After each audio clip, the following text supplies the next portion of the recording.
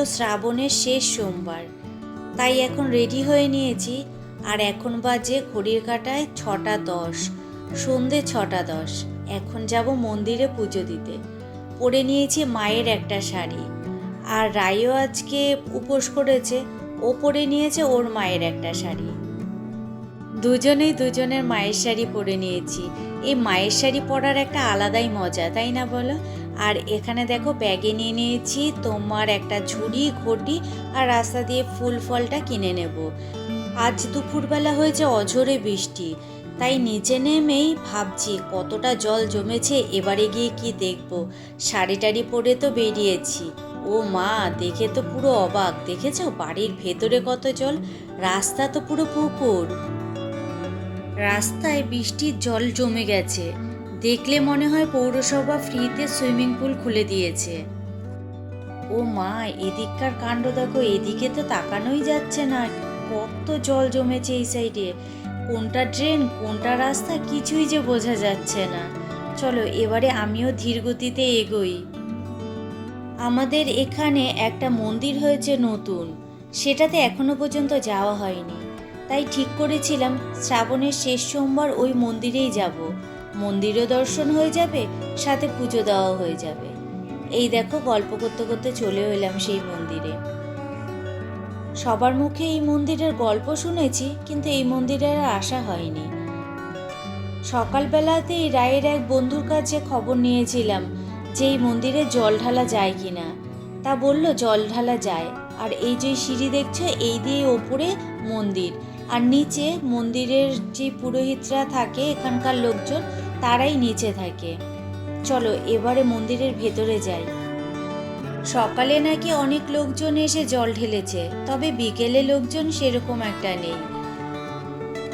এই যেহেতু সকালবেলায় কলেজ গেছিল, ওখান থেকে বাড়ি ফিরেছে, তারপরেই জল ঢালতে আসা হয়েছে, তাই দুজনে একসাথেই জল ঢালতে এসেছি। এই হলো মন্দিরের ভেতরটা, একেবারে নতুন, দেখেই তা বোঝা যাচ্ছে। এটা হলো আদ্যা মায়ের মন্দির। ওপরে দেখো রাধা কৃষ্ণ রয়েছে, তারপরে আদ্যা মা, আর তারপরে রামকৃষ্ণদেব। নতুন মন্দির তো এখনো সেইভাবে গোছানো হয়নি, তার জন্য কেমন একটু ফাঁকা ফাঁকাও লাগছে। আর এই ঠাকুরের পাশেই রয়েছে শিব ঠাকুর। এখন মনে হয় এখানে কোনো আরতি হবে। দেখো চারিদিকটা প্রদীপ দিয়ে সাজিয়েছে, আর এখানে শিব ঠাকুরটাকে কি সুন্দর করে সাজিয়েছে হলুদ কাপড় দিয়ে। আর এই যে গামলা দেখছে, এর মধ্যে একটা সাদা শিবলিঙ্গ আছে, এর মধ্যেই বলছে জল ঢালতে। ওই বড় শিবলিঙ্গতে নাকি এখন জল ঢালা যাবে না। এখানে যে ম্যাটটা পাতা রয়েছে, সবাই চেয়ারে বসে রয়েছে তার সামনে। এখানে এখন ভাগবত পাঠ হবে, প্রতিদিনই নাকি পাঠ হয়, আর সবাই আসে পাঠ শুনতে, তারই ব্যবস্থা করা। এখানে দেখো কত সুন্দর গাছ লাগানো রয়েছে। রাই আবার এখানে ফটো তোলা শুরু করেছে। আয়রে, দেরি হয়ে যাচ্ছে, এখনো তো পুজোই দেওয়া হলো না আমাদের। চলো এবারে আস্তে আস্তে নিচে নামি। মায়ের মুখে শুনেছিলাম সাদা শিবলিঙ্গতে নাকি একমাত্র ব্রাহ্মণরাই পুজো করতে পারে, আর এখানেও সাদা শিবলিঙ্গতেই জল ঢালতে বলছে। আর সেই কথাটা কানে শুনেছি যেহেতু, এই কারণে আর মন চাইল না এখানে সাদা শিবলিঙ্গতে জল ঢালতে, তাই বাড়ির কাছেই একটা মন্দিরে চলে যাব। এটা বাড়ি থেকে অনেকটাই দূর ছিল, আবার এখন বাড়ির কাছের মন্দিরে চলে এলাম। মন্দিরে এখনো পুজো হচ্ছে, ভিড় আছে। চলো এবারে আমরা পুজোটা দিয়ে নিই। কাছের মন্দির ছেড়ে দূরে গেছিলাম পুজো দিতে। ঠাকুরের হয়তো এটাই ইচ্ছে ছিল যে কাছের মন্দিরেই পুজো দেওয়ার, তাই আবার দেখো ফিরে চলে এলাম কাছের মন্দিরে। এটা আমাদের বাড়ির কাছেই বাজারে একটা মন্দির আছে, সেই মন্দিরটা পার করেই এই মন্দিরটা, তাই এটাতেই পুজো দিয়ে নিলাম। রাই এখানে পুজো দিয়ে তারপর সোজা চলে যাবে পড়াতে। ছোটবেলায় আমি জানো তো কোনো উপোস টুপোস করতাম না, পুজোর দিনও না। একবার মনে আছে, সরস্বতী পুজোর দিন সকালবেলা বাড়িতে জোড়া ইলিশ এলো। এটা আমাদের নিয়ম, সরস্বতী পুজোতে জোড়া ইলিশ খাওয়া। মা ভাজতে শুরু করেছিল, গন্ধে বাড়ি যেন মম করছে। অঞ্জলি তখনও আমার দেওয়া হয়নি। আমি ছুটে গিয়ে একটুখানি ইলিশের টুকরো মুখে দিয়েছিলাম, ব্যাস মার তো মাথা ঘুরে গেছে, রান্না বন্ধ। যতক্ষণ না দেওয়া হবে অঞ্জলি ততক্ষণ রান্না আর চাপবে না। সেই দিন প্রায় অর্ধেক দিন বসে গন্ধ শুকেই কাটিয়েছি, চোখ দিয়ে মাছের দিকে তাকিয়ে থেকেছি। চোখের সামনে শুধু মাছ মাছ আর মাছ। এখন ভাবলে হাসি পায়, কি না করেছি এক টুকরো ইলিশ মাছের জন্য। এরপর থেকে অঞ্জলি না দেওয়া পর্যন্ত মা আর ইলিশ মাছ রান্না করতো না।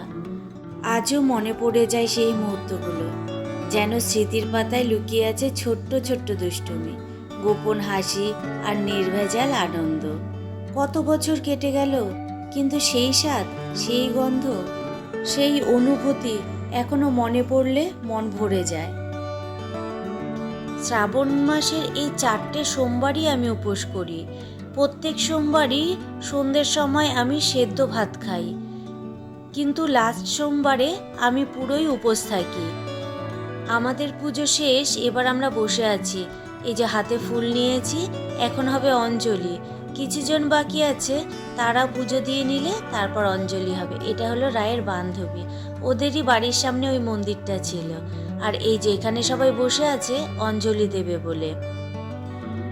যেটা বলছিলাম, লাস্ট সোমবার আমি পুরোই উপোস করতাম, কিন্তু যবে থেকে রায় উপোস করা শুরু করেছে তবে থেকে শেষ সোমবারও আমি সেদ্ধ ভাত খাচ্ছি। আমি যদি উপোস করে থাকি ও উপোস করে থাকে, আর আমি যদি ভাত খেয়ে নিই ও ভাত খেয়ে নেয়। একবার এক কাণ্ড হয়েছিল, আমি তো শেষ সোমবার সাবু কলা ফল টল খেয়ে থাকি, ভাত খাবো না। এদিকে রাইও বলছে ভাত খাবে না, ও নাকি ফল খেয়েই থাকবে। এদিকে ফলও খাচ্ছে না, সাবুও খাচ্ছে না, খিদেতেও প্রচণ্ড কষ্ট পাচ্ছে। চোখের সামনে এরকম কষ্ট পেতে দেখে সন্তানকে কি আর ভালো লাগে বলো? তার জন্য কি করব, আবার সেই সেদ্ধ ভাত বসিয়ে দিয়েছি। সেদ্ধ ভাত আমি খাই, তখন ও পেটটা ভরে সেদ্ধ ভাত খেয়ে নেয়। ব্যাস, তারপরে ও খিদে থেকে একটু বাঁচলো। সেটা দেখে তারপর থেকে আমি ঠিক করি যে আর সোমবার দিন আমি না খেয়ে থাকবো না, প্রতিটা সোমবারই আমি সেদ্ধ ভাত খেয়ে নেব। গল্প করতে করতে বাড়িতেও চলে এলাম। একদিকে দুধ বসিয়েছি গরম, আরেকদিকে সেদ্ধ ভাত চাপিয়ে দিয়েছি। এই দিনগুলোতে সাধারণত গোবিন্দভোগ চালেরই সেদ্ধ ভাত খাই, সাথে একটু আলু সিদ্ধ, লঙ্কা সিদ্ধ আর টমেটো সিদ্ধ দিয়ে দিচ্ছি, আর দিয়ে দেবো সন্দক লবণ। বাড়িতে এসেই সঙ্গে সঙ্গে খাবারটা চাপিয়ে দিলাম, কারণ রাই পড়ানোর থেকে এসে আর থাকতে পারবে না, ওর খিদে পেয়ে যাবে প্রচণ্ড। তাই এসেই ভাতটা আগে চাপিয়ে দিলাম, ও আস্তে আস্তে ভাতও হয়ে যাবে। সন্তানদের জন্য মায়েদের কত কিছু ত্যাগ স্বীকার করতে হয় বলো তো। আচ্ছা, তোমাদের সাথেও কি এমন কোনো ঘটনা ঘটেছে? যদি ঘটে থাকে তাহলে কিন্তু কমেন্ট বক্সে অবশ্যই বলো। চলো আজকে তাহলে ভিডিওটা এখানেই শেষ করছি। দেখা হচ্ছে তোমাদের সাথে অন্য কোনো দিন অন্য কোনো ব্লগের সঙ্গে। তোমাদের যদি ভিডিওটা ভালো লেগে থাকে তাহলে প্লিজ লাইক কমেন্ট করো আর সাবস্ক্রাইব করে আমার পাশে থেকো। আর পাশে থাকা বেল আইকনটি টিপে দিও, তাহলে আমি ভিডিও ছাড়ার সঙ্গে সঙ্গে তোমার কাছে নোটিফিকেশন চলে যাবে। চলো, তোমরা সবাই ভালো থেকো, সুস্থ থেকো, সাবধানে থেকো। আজকের মতো টাটা।